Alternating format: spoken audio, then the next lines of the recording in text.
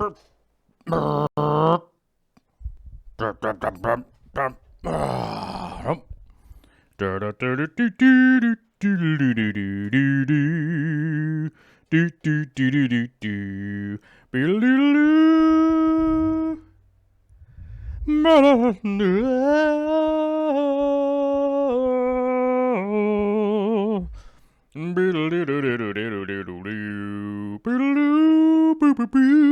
this a copywritten song? I don't think so.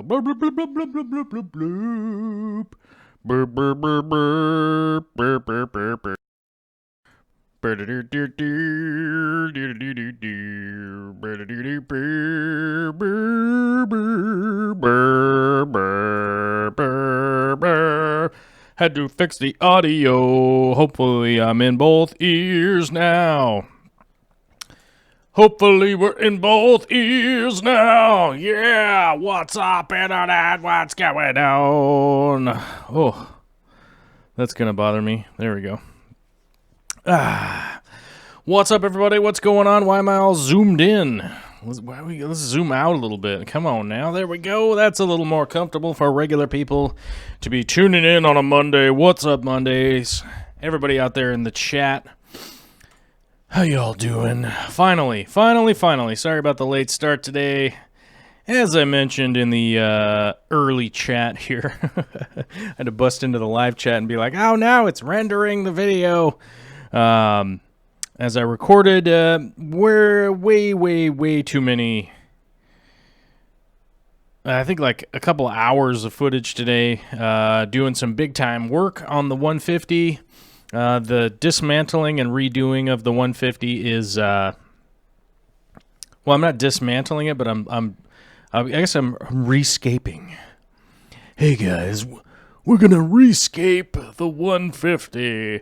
And for those of you that don't like long format shows, don't worry, I'll make an edited version of it at some point in time.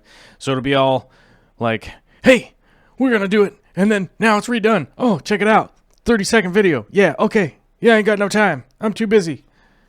Which is funny, because I always hear from people that they're like too busy for stuff, and so I make the long format show like this so that you could just kind of play it in the background and kind of listen to what's happening and see what's going on, and maybe tune in, tune out, jump around, do all that kind of stuff.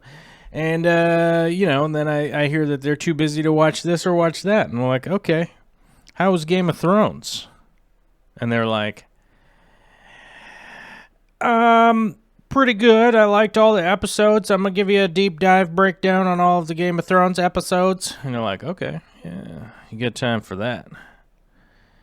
You got time to watch a 7-minute fish tank video, right? Anyhow, I'll give everybody a hard time, but I don't mean to give everybody a hard time. You know how it is. It's Monday. But let's give a shout out to who was first to the chat? Cheshire Cat. The Cheshire Cat, straight out of Alice in Wonderland. First to the chat, James Lyser, Alyssa Bentley. I don't know if you guys know who Alyssa Bentley is, but she's been on the show. She was on the show last week. So if you guys missed that episode, always go back and watch the Alyssa episodes, because they're always pretty fun. And we're going to keep doing them as long as Alyssa wants to show up and keep doing them. So super thumbs up. Shout out to Alyssa. We'll see you soon. And in the meantime, she's in the chat moderating, just to keep an eye out on the people out there. We've also got whatever the moderators we've got out here. We got Joel G straight out of New Zealand. So try not to offend his New Zealander sensibilities, right? Yeah, so watch out for that. And I don't see any other moderators. Whew, man, we're slim on moderators today, but we are doing real well with members. I see a bunch of green names in here. Daryl Deemer, good to see you, brother. The Fish Tank Barn is here, a member.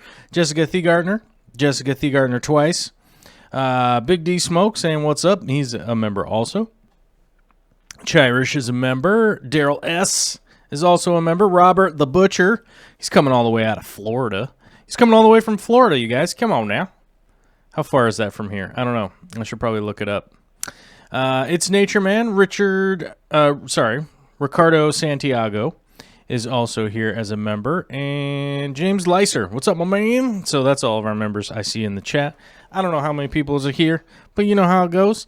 We're about 60-some people now, and it's, late start. You know how it is. Oh, Alyssa's a member also, so yeah. Shout out. Why Crazy is here and is a member. And Daryl S says, what's up? What is one of your favorite plants? Oh, man. That's like asking somebody who has... that's like asking somebody who has like 200 kids, which kid is your favorite? Because I don't know. I mean, it would be kind of... I don't know that I have 200 species of plants, but I think if I went through and I counted and I had 100, I wouldn't be surprised. So maybe I over-aggrandized exactly how many plants I have. But if it was 100, I wouldn't be surprised. But the favorites. It's situational. You know what I mean? So the Cryptocoryne species, like there are so many of. I think there's something like 45 different species of Cryptocoryne that is in the aquarium hobby. So fully identified, all that kind of stuff, fully described, and that's just crypts. So. The plant species go super deep, but I would say that a lot of my favorite plants, and this sounds like a hashtag free plug, but by the way, it's not really a hashtag free plug, but you can find a lot of my favorite plants by following this link right here. And let me get it. I have to get it. Copy. Then we go back over here and click on this. Click on the chat. Then we go here. Then we go Control V for the paste action and hit enter. Okay, so there's a link right there. That is a link to the Aquarium Co-op live plants, which I would like to say is a free plug, but it is not a free plug because they are an affiliate sponsor of this program. And I have to say a lot of my favorite plants are on that list. If you're in the United States, you can order them up, get them delivered right to your door super fast, and they're super high quality. Like, they're so high quality, like, really nice plants that people can have a lot of success with. They're so high quality. The Styrogyne that I got was the Castaways. Like, that's what I'm saying. Like, I'm willing to buy the Castaways, and I don't know where my receipt is. It's somewhere in the computer here. I'm not going to show it to you guys because it probably has some kind of routing information or my credit card information or something like that. But I did make a purchase at the Aquarium Co-op there. But I am so, I'm so enthusiastic about those plants and stuff like that. I'm willing to just buy them. You know what I mean? So, and obviously I got a deep discount on the Castaway plants, but that's how good the quality of plants are. I'm willing to spend my money on the plants that they were going to get rid of, right? So, and there's a lot of my favorite plants are on that list. So let's run through them real quick here. The one at the top is Vallisneria, and I don't personally like Vallisneria because it grows out of control in my aquariums. Is it a cool plant? Yes. Is it a cool plant in an aquarium when it's all overgrown? Yes. But in my aquariums, it will be a brick of Vallisneria, and then I'll be like, where's all my other buddies? Where'd all my other plants go? They'll all be gone. Monte Carlo is a really cool plant, Bacopa caroliniana. I've done a spotlight on that plant right there. Java fern, hey, that's the old-time classic. Totally awesome plant. A lot of success for a lot of people. Anubias nana petite, which for a long, long time was probably my most sought-after plant. So maybe 2008, 2007, probably something like that, was super difficult to get Anubias nana petite. Nowadays, you can just order it. How crazy is that? I mean, I literally used to have to go around like the back alleys and be like, hey, man, hey, you know anybody around here that's got any Anubias nana petite? And they'd be like, no. You want some cocaine? You know what I mean? Like, it's just one of those weird situations. So I love that plant. Loved it for years, and it's cool that you can just order it up, although it happens to be sold out right now. I don't know why that is. on their website. But, I'm sure there'll be more at some point in time. Cryptocorini Wendetii, that's long-standing, like all of the crazy varieties of that crypt. There's a lot that you can do with just that one. Cryptocorini lutea is a fun plant. Dwarf baby tears, that's that and Monte Carlo, the old school, long-standing like Iwagumi, carpeting plants. Like you want to do a big rock in the middle of your tank with a big carpet around it. Those two would be the ones. You just kind of want to choose between the two depending on your water that you got coming in. Like if you got super soft water, you'd want to get some dwarf baby tears. If you have a little harder water, you're going to want to go with the Monte Carlo, which is why I struggle with Monte Carlo, except for in the 240 that has a bunch of laterite and stuff like that in there that's kind of hardening up the water a little bit. But you just want to get either one for a cool carpet, and then the list just keeps going on.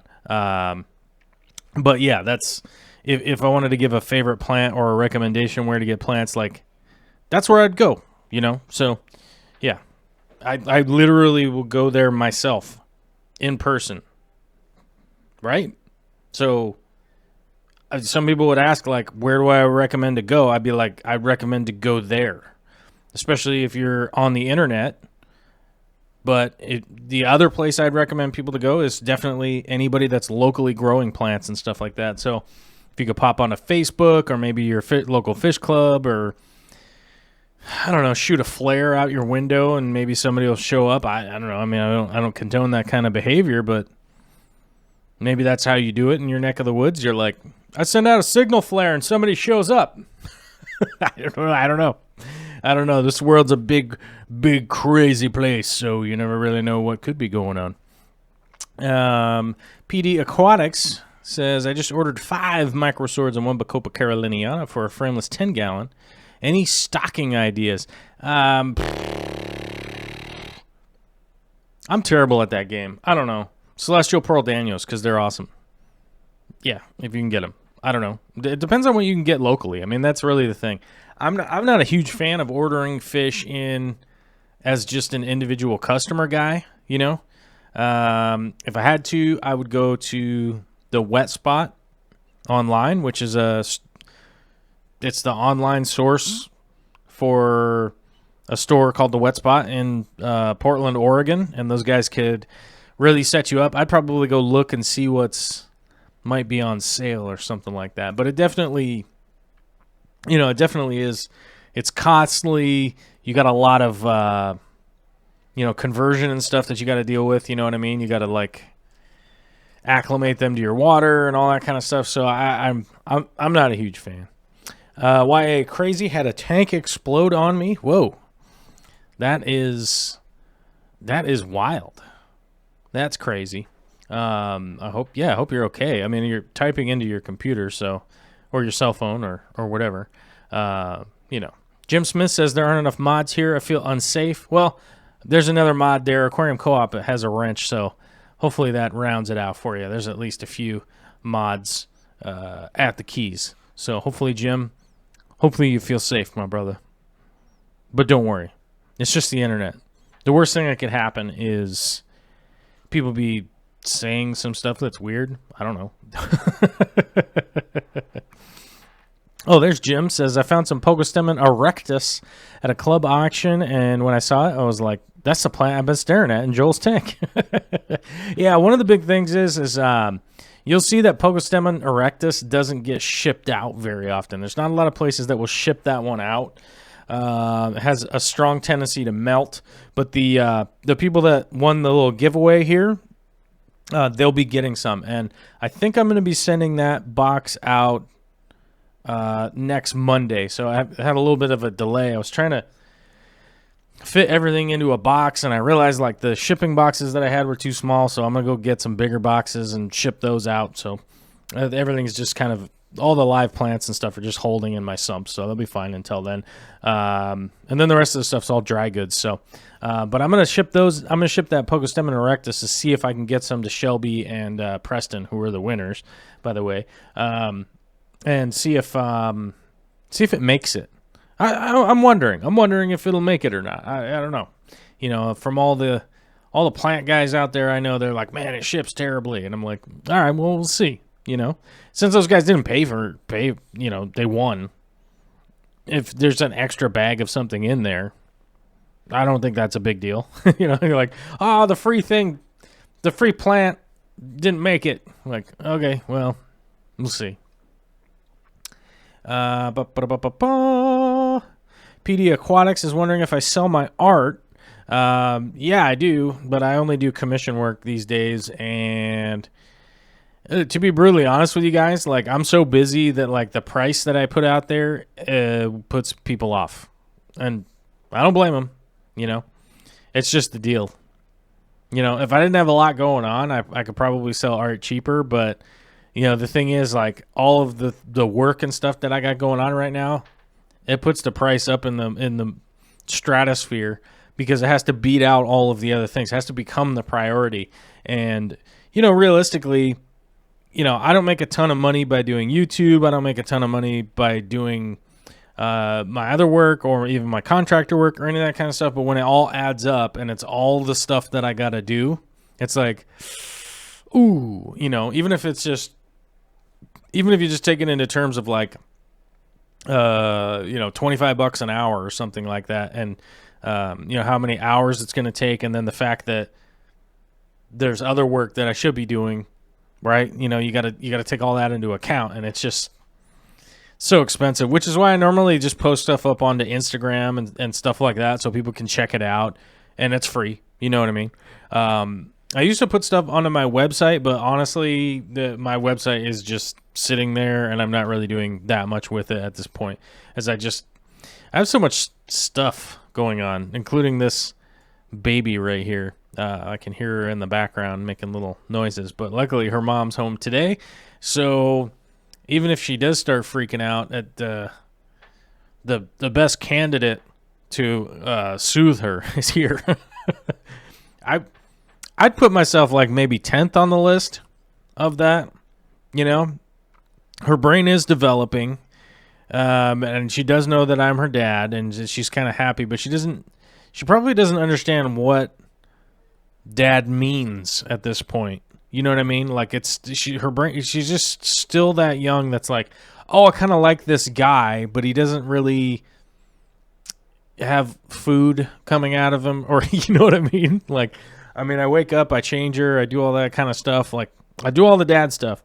And I almost hear from like every dad that's giving me advice or anything like that. They're like, just relax on the first year and a half, 2 years. You got, you know, because as a dad, you're going to have a bunch of emotions where it's like, oh, the baby doesn't really care about me. Baby doesn't really this, baby doesn't really that. And the fact of the matter is, there's been a bunch of studies into it that you have to build a bond with your child as you being a dad. And it's like, you know, I don't smell like Vicky. I'm super buff, right? Compared to Vicky. You know, I'm a dude. I sound like a dude. I'm the male version of the species, right? And I didn't grow Olivia in my body or any of that kind of stuff. So you just have to go through that stuff as a dad. And then all the dads that I know are like year and a half, 2 years, stuff like that kind of mark. After that, it's all good. But the early part is kind of rough because it's sort of like, yeah, you know, she knows who I am for sure, but I don't know if she knows who I am is as important as I would like it to be. There we go. Does that make sense? Yeah, I don't know. But either way, let's move on from this Monday nonsense that I've been talking about. We talked about plants. We talked about that stuff. Let's take a look at some of the action. Oh man, which scene did I set up here? Was it this one? Oh, he guessed correctly. You guys, I guessed correctly. So you were wondering about the Pogostemon stellatus? Or not stellatus, the erectus. There's some of it. Where's my arrow? I don't know if I could... where's the arrow? Oh, there it is. Oh, it's facing the wrong way. I'll just go like this. There we go. That's the Pogostemon erectus, which as a lot of people have been asking me about that plant. It seems a little bit weird. It seems a little bit odd to me, though, that a lot of people ask about that plant so much because it seems like, to me, it feels like a pretty common plant. I see it a lot, so, it just seems like kind of commonplace to me. But yeah, I'd like everybody to know that is Pogostemon erectus. And, as I mentioned earlier, it doesn't ship very well. So that's just kind of a reality of that deal, with that plant. So there's not a lot of places that are going to ship it out. So try to find it locally. That would be the best bet, that I would say. Over here, we got some alternate there, Renekii. There's some secret crypts I got going back here, which I'll do a video at some point. This is the Rotala Hara. Let me write it in here.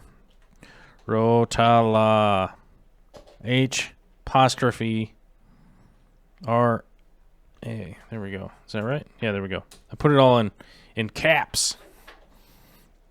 Put it all in the old caps lock there. That's that Rotala Hara. I think that's the next plant species focus plant video I got coming out hopefully this week. I don't know. How does that go? It's like it just depends on how many super chats we get today. That sounds like rude nonsense, but just bear in mind, I'm just kidding. I just try to get out as many videos as I possibly can. That's my goal. I try to just make as many as I possibly can. And to be honest with you guys, we have so many members and so many people on Patreon patronizing the show and stuff like that. I'm just kidding about super chats. It's all good. But yeah, shout out to all the patronizers and all of the members. Literally, like, the three things, like Patreon, memberships on YouTube, and super chats, I was adding that up versus the advertising fees. It makes the advertising fees like not even worthwhile. They just want to play commercials nonstop and like just do it for free, I don't know. They don't really pay for that kind of stuff, or maybe I just don't know what it's like to have a giant channel, because I don't. But, the fish room just showed up. What's up? Nathaniel M says, I want some Erectus, but the co-op doesn't sell it. If you see this, Corey, I think it's worth adding to the stock. Yeah, the problem is like the two things that I mentioned, like it doesn't ship very well. So it'll often show up all mangled and mushy. So, you put it in a bag, you wrap up the bag with like those little tea bag things. They're like kind of like a paper towel thing. And so you keep the moisture in there, you wrap it up in a bag all nice, you ship it across the country, and it just shows up as like, compost mush. So I'm going to try it out to send out to the free people, the one, Preston and Shelby. So we'll see if it makes it. But like I said, just looking around locally is going to be the place to get it. That's where I got mine. I found somebody who had driven it from somewhere. So I'm going to see if I can ship it or not and if it's going to make it, but we'll see. And then the other thing is that the people that grow it, they're only growing it a certain time of year. So like the farms and stuff like that, like they're only doing it at certain times. For whatever reason, like it's just not available. And, that's always an issue with anybody's business, like even if you were just a guy who was like selling something at the corner store, right? Like let's take plants out of the equation. Let's take online sales out of the equation. Let's take everybody out of the equation, and let's suspend our disbelief, suspend our minds out here in our imagination land, and think we're just a guy who's running a store on the corner down the road, right? And we have this little business where we want to sell stuff to people, and there's a certain margin. Let's say we're selling Skittles, right? let's say we're selling Skittles to people, and Skittles comes out with a new flavor, and they only send you 2 bags of them when you normally sell 10 bags of regular Skittles a day, right? And they're like, yeah, you only get 2 of these. Even as just somebody who's a store owner, you'd be like, yeah, I can't like deal with all the infrastructure to try and sell this 2 bags of Skittles that you guys sent. And they're like, oh, don't worry, we'll send 2 more next week. And you're like, but my standing order is 70 because I sell 10 bags of Skittles every day, right? But you're only going to send me 2. You see how that can be like a big time problem, even if you're somebody just at a corner store trying to sell some candy to some people that are coming in on their commute on their way to work, right? That's the same thing with running, and now that we've suspended our minds, we can go back to our regular thought process and go like, oh, that's the same issue with selling stuff online, is that even if a place was going to send out 10 or 20 or 30, and you know that you're going to get 100 orders of something, you're essentially just making 70 people mad because they're like, I want the thing. You're like, I don't have the thing. You're like, why are you telling me that the thing exists? So that's also one of the issues too, is that people want it all year round, and I don't blame them because I love that plant, and you can watch me, you can see me in the background slowly extracting it from the 150. I realize like I'm in the way. I'm going to move myself over here. Seems like there's more action over on that side of the screen. I'll make myself a little smaller too. Oh, whoops, I forgot to move my name over. Yeah, because that's this show. Where am I going to put the peanut? I'm going to put her up here. I'm going to put that little peanut baby up there. Olivia, because she's the best.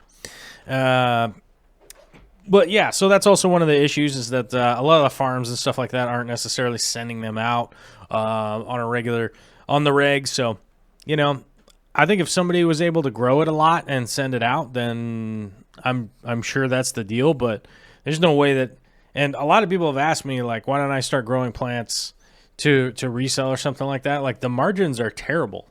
So let's go back to that Skittles analogy, right? And be like, if I sell a $1 bag of Skittles, at like a retail store, you sell a $1 bag of Skittles, maybe you make 50 cents, right? So 50 cents is your product, is your profit, but you didn't have to make anything. You just gave them 50 cents to purchase it, and then you resold it for $1. You basically make the 50 cents from your 50 cents, right? If I was to be growing these plants and trying to resell them as like my income, so if I was trying to do that, it basically ends up to the point where I'd be like, oh yeah, this plant's like $9 per each one.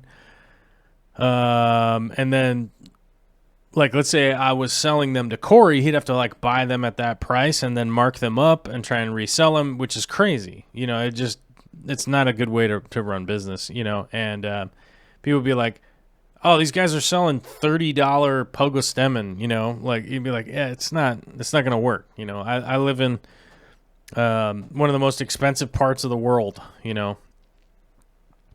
and it, I probably should have moved away from here a long time ago, but I never did.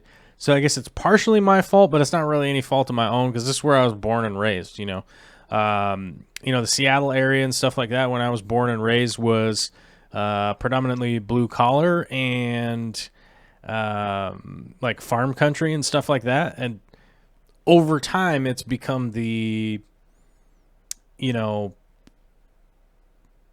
like technology driven and all that kind of stuff. Like when I was a kid, the only thing that was here was like Boeing, Boeing was here.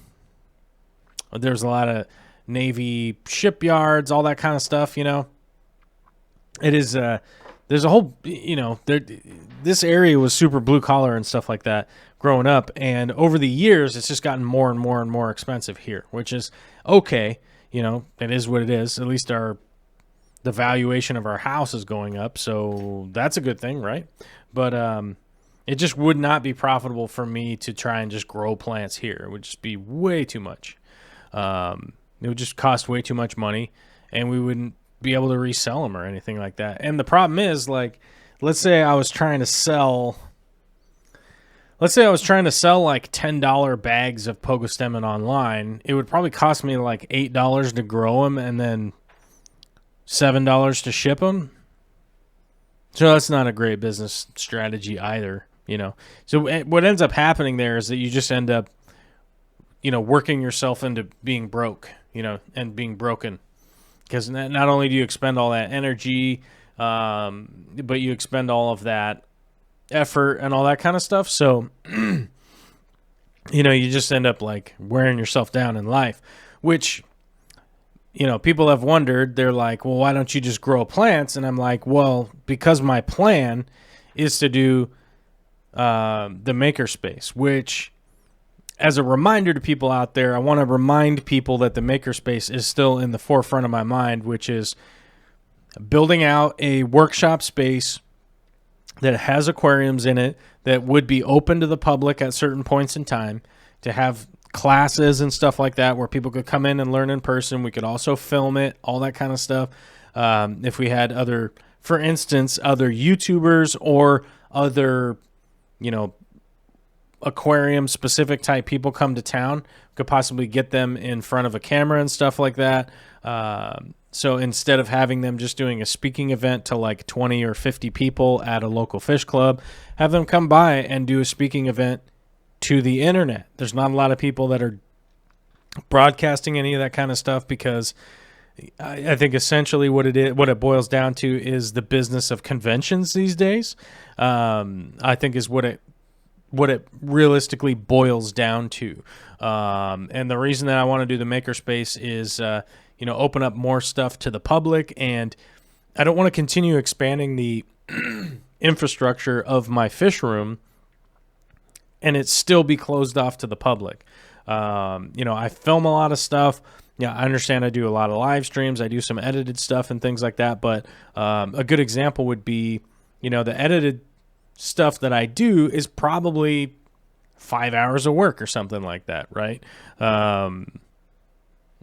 Of just filming and doing that kind of stuff and getting it and then doing the editing and all that.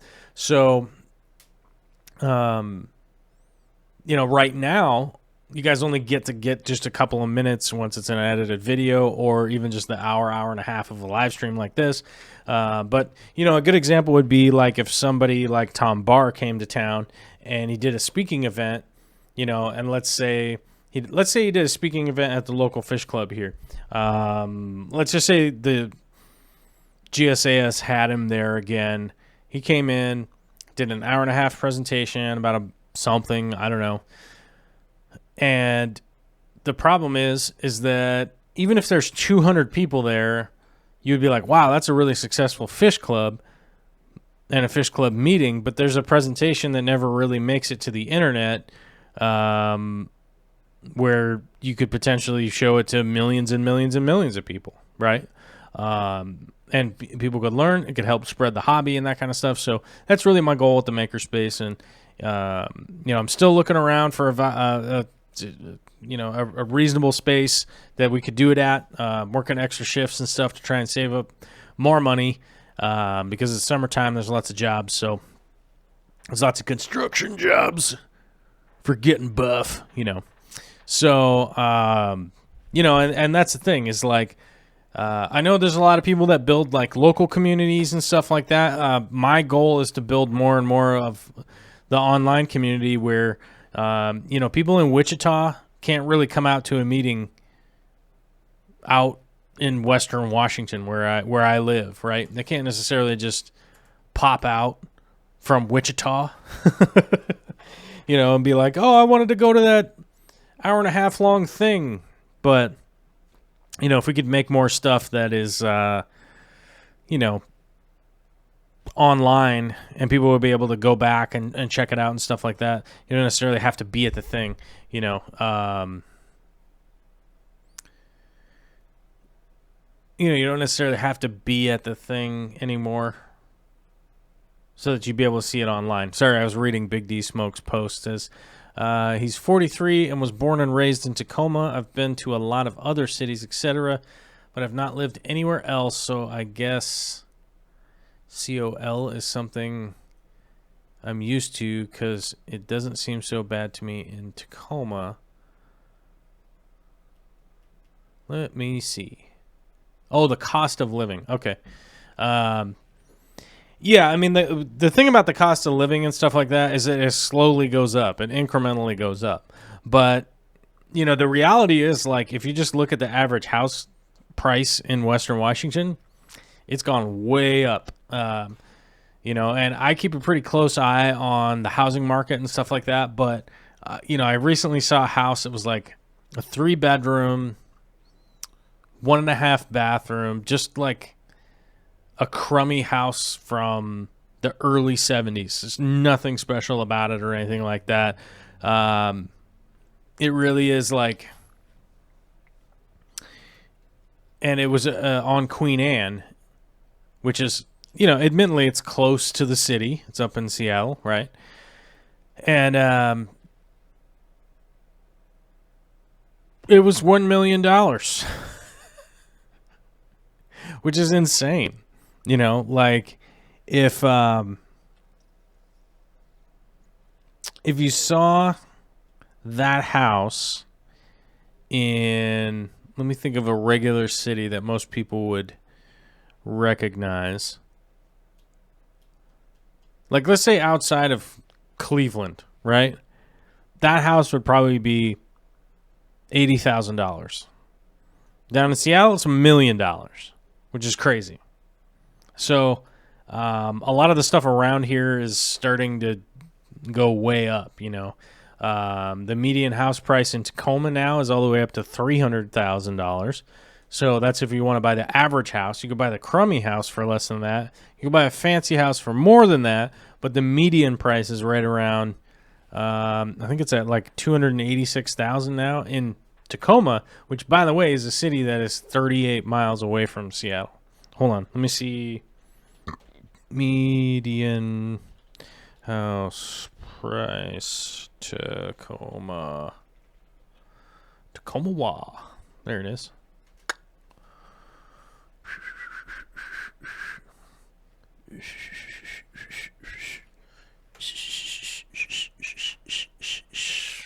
Oh, it's higher than I thought. The median home value in Tacoma is $312,200. Tacoma home values have gone up 10% over the past year, and Zillow predicts they will rise 5.3% within the next year. The median list price per square foot in Tacoma is $233, which is lower than the Seattle Tacoma Metro Bellevue metro area of $293. The median price of homes currently listed in Tacoma is $300,000. Median rent price in Tacoma is $1,750 a month, which is lower than Seattle. But that's Seattle, Tacoma, Bellevue metro median area. Like, that makes no sense to me because Bellevue and Seattle are way different than Tacoma. So yeah, the forecast median house price will be $350,000 in Tacoma in a year, is the forecast. But we shall see.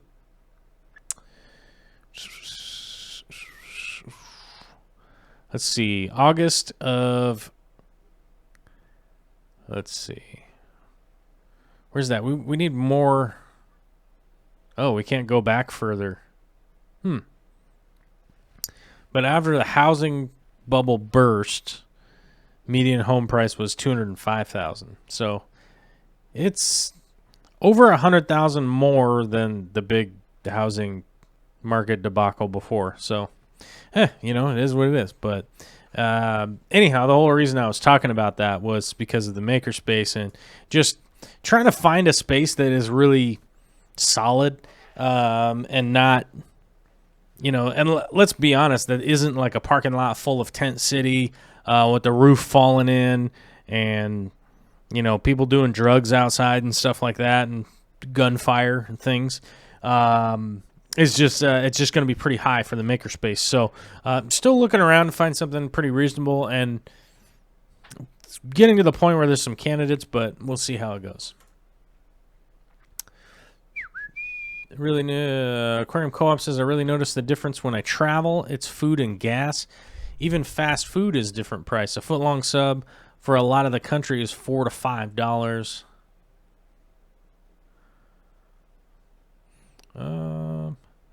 Meanwhile, the same sandwich next to my house is $9 and 9 inches long instead of 12. Yeah, that's one of the things. Like, the cost around here is getting pretty expensive. I was up north the other day and bought a sub, which I thought at the time was pretty high price, and then I realized, like, it was $19 for a sandwich. Like, it was a big, gigantic sub. Like, there was no shortfall in there's no shortfall in how awesome the sub was, but it was $19. I mean, that was with the tip and everything, so, and I think I tipped pretty heartily, but that just gives you an idea. Like, it was $19 for lunch. I didn't even get a cookie or any drinks or anything. That's just straight up sandwich and tip. So it's a little bit weird. Let's see here. Let me catch up with what's going on. Oh, sorry. We had a super chat from Joshua Kelly, which a $5 super chat says, just because my Bacopa is flowering. Oh, right on. I love it when Bacopa flowers. I have to admit, I kind of love it when pretty much anything, as far as plants goes, flowers. It's always a good time. All right, what were we on about? Oh yeah, the 150 here. I'm pretty much on to pulling out a lot of plants that have been established for a long time. You guys will notice in the video that I've been adding a little bit of substrate. Rob the Butcher was wondering if that was a zip tie container. Yep, that was an old zip tie container that I used to dunk in and out of the tank and add in a little bit more substrate here and there. And one of the big deals with that is that, you know, plants, as they root down in, they have a tendency to kind of compact the substrate and sort of fill it in, and just kind of lowers the level realistically. And as you guys can see, I'm pulling out all the plants, and you end up with a little bit of mulm and stuff like that coming out and all that. But a lot of the areas where I'm adding substrate in here is because slowly but surely the substrate's kind of been pushed forward from large rocks and all that kind of stuff, and planting and unplanting and doing a lot of that kind of stuff.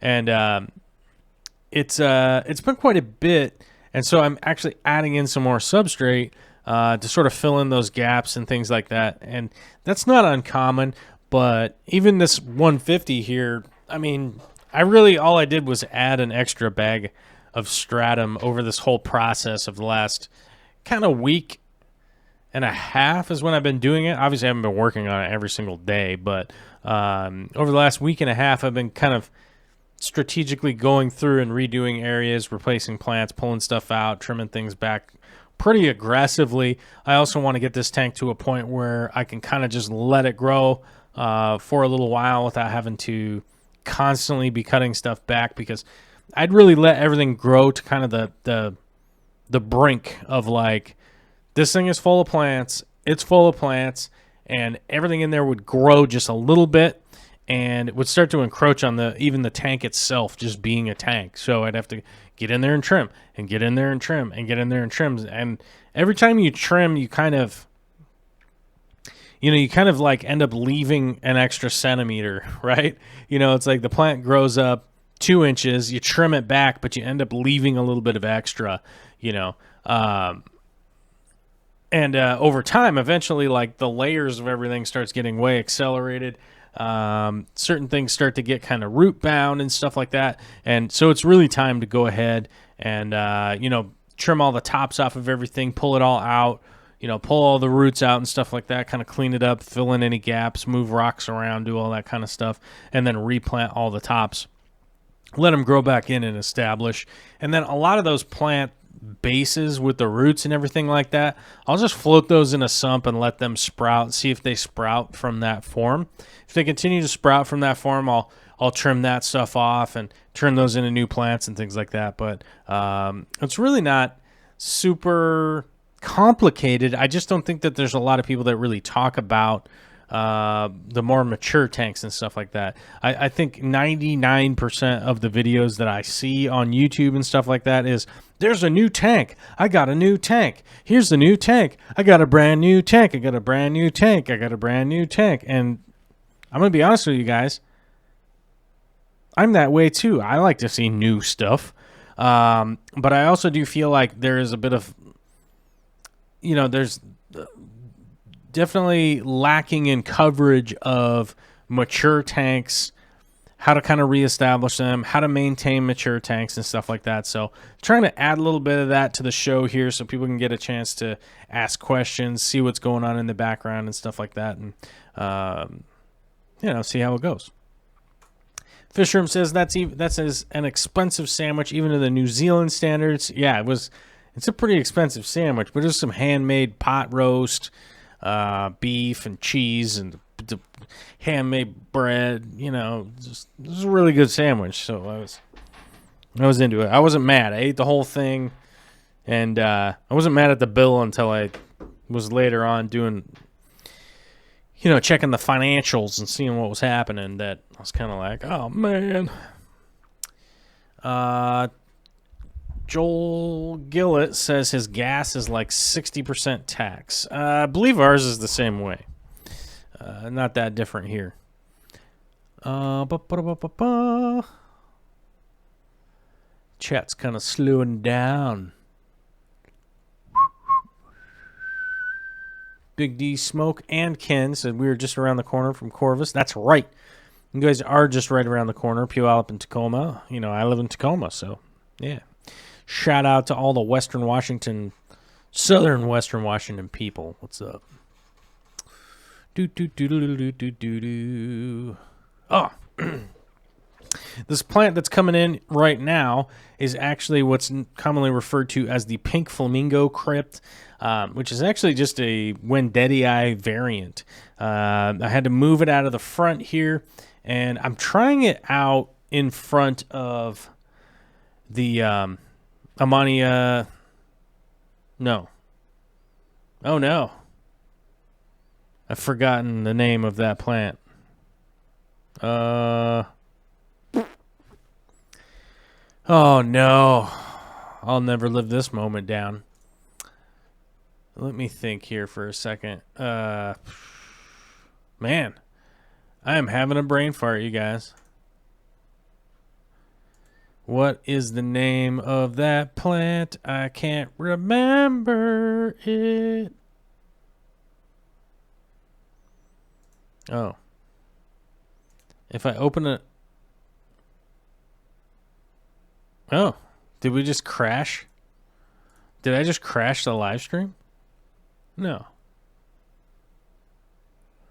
Oh, I can't think of what it's called.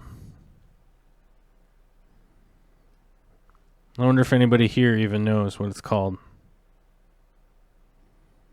Oh, it's going to bother me, so I'm going to look it up. Where's my videos? I did a video on this one just a little while ago. And it's going to bother me forever.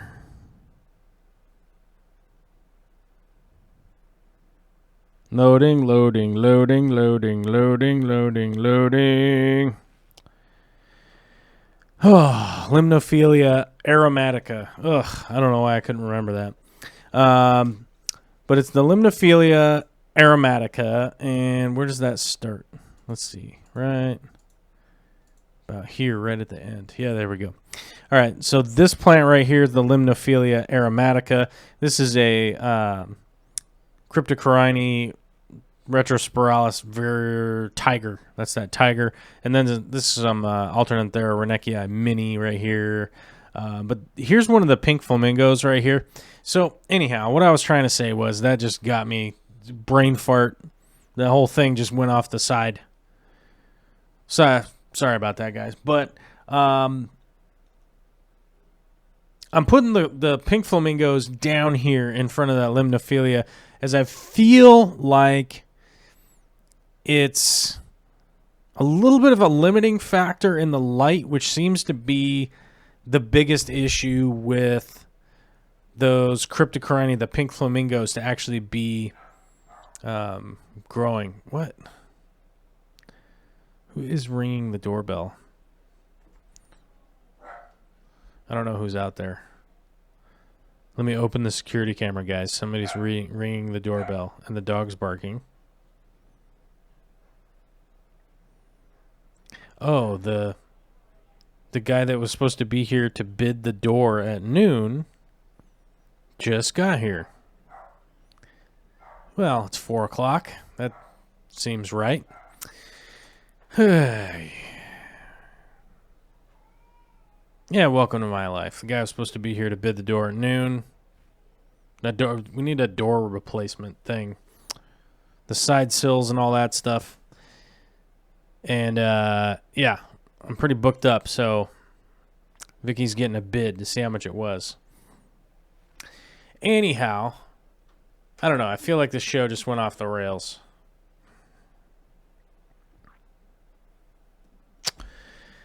Oh, I need a minute. I don't know. Anyhow, seems like the biggest mitigating factor with the Cryptocrine Pink Flamingo, which there's some right here. Okay, there we go. All right, let's just get back to the show. The mitigating factor with that seems to most be that there can't be too much light on it. All right, now the dogs are going. What happened?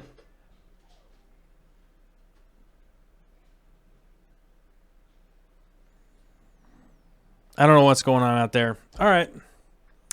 I'm ending the show for today. Everything's fine, but I got to go. All right. I'll talk to you guys later.